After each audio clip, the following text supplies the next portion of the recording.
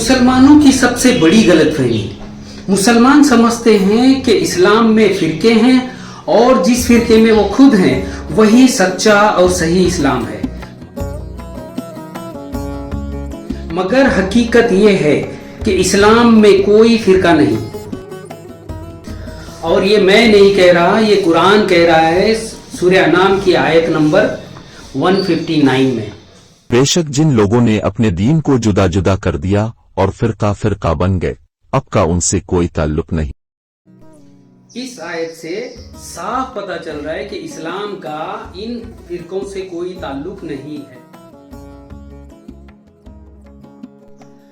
अब हम जान गए हैं कि इस्लाम और ये फिरके दो बिल्कुल अलग रास्ते हैं।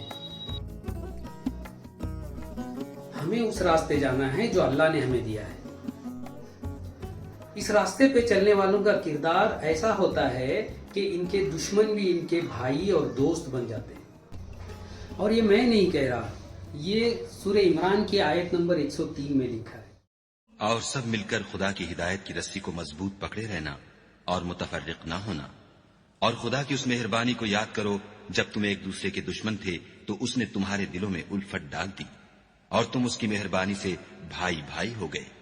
और तुम आग के गड्ढे के किनारे तक पहुंच चुके थे तो खुदा ने तुमको उससे बचा लिया। इस तरह खुदा तुमको अपनी आयतें खोल खोल कर सुनाता है ताकि तुम हिदायत पाओ।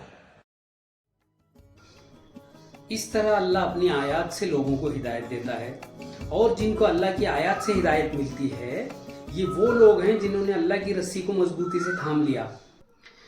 ये अल्लाह की स्टेटमेंट है कि इस्लाम का इन फिरकों से कोई ताल्लुक नहीं है। अब चाहे ये फिरके वाले कितनी भी दलीलें दे अपनी जस्टिफिकेशन के लिए कि इस्लाम का इनसे ताल्लुक है, तो इस कुरान की आयत के आगे, अल्लाह की स्टेटमेंट के आगे उनकी नहीं मानी जाएगी।